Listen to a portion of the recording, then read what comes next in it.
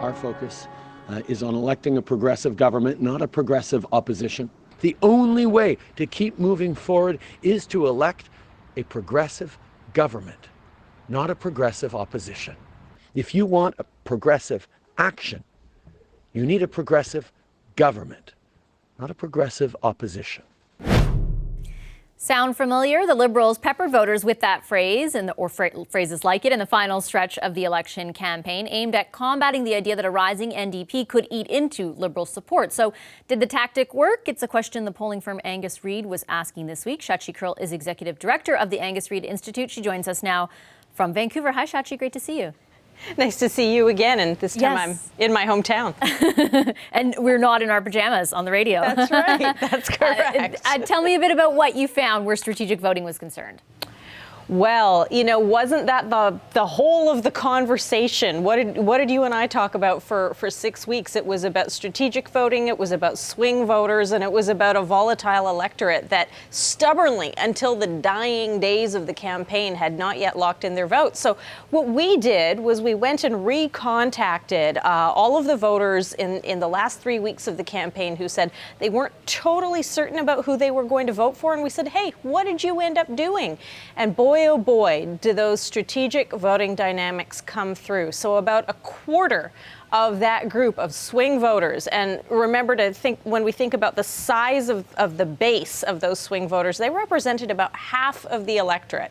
So when you go back and talk to that half and say, what did you end up doing? 1/4 of them did say that they voted strategically, and those numbers largely broke for the Liberals. So of that group that said, yes, we voted strategically, either to block a party from getting elected or to help another party get elected, what we found was 45% of them went to the Liberals compared to 25% for the Conservatives and even fewer for the NDP and the Greens. So that is a pretty striking finding. Why do you think that is? Is that because there was a bigger pool of voters on the progressive side of things that were not as set, for example, on who they were voting for, or the fact that they had more options? Like, what do you think drives the fact that most of it went to the Liberals?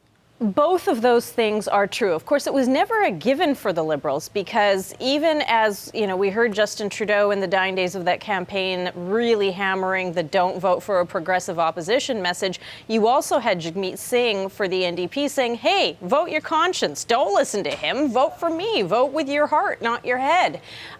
It was a message that ultimately lost out. But when we think about which voters were up for grabs, they were predominantly on the left-hand side of the political spectrum. They were center-left. And then they tended to be people who, as we have seen with left-of-center voters in the past, tend to be sort of a mile wide and an inch deep in terms of their solidity, in terms of their vote. So one question we asked of these voters was, hey, when did you finally make up your mind? And what was remarkable was about 30% of them said we didn't lock in until the last week of the campaign. But even more remarkably, almost a quarter of them said we didn't lock in until the day we voted. Like, if you are a political party, frankly, if you're a pollster, that's the stuff of nightmares. That's what gives you heartburn. Like, you cannot count on these folks until they get to the ballot booth. And so when you had those people, that significant number of them not actually making up their mind until the day they voted, and then deciding for whatever reasons, and of course many of them decided for strategic reasons to vote the way they did, you had a lot of, call them 10-second liberals, or you had a lot of people who just said, the devil we know is better than the alternatives that we really don't like. And that was a dynamic that we saw really between the Conservatives and the Liberals. What I mean by that is, in both cases, 2/3 of Liberals voters and 2/3 of Conservative voters among that group said that they were voting to block another party from getting in. So you saw a lot of those swing voters who broke one way or the other, essentially trying to cancel out each other's votes. It sure helps you understand, though, why things got so negative, or why they were so, or the sort of the general tone of the campaign. I'm wondering also, I know that these numbers are obviously dependent on the individual election, but are there any numbers to compare that to? Like, is this an outlier compared to past elections insofar as strategic voting, or the number of people deciding at the last minute, or is that something that's hard to measure?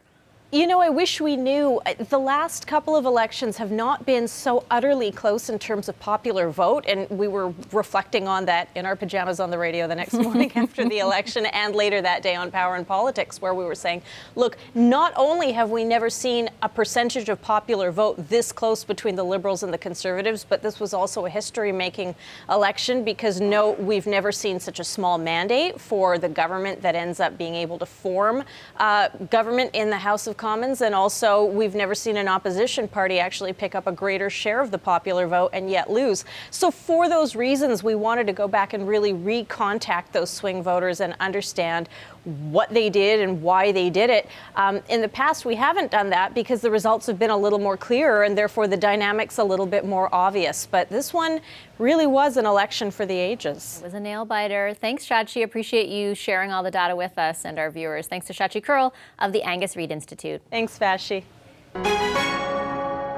Hi, I'm Vashi Capellos, host of Power in Politics. See more of our show by subscribing to the CBC News channel or click the link for another video.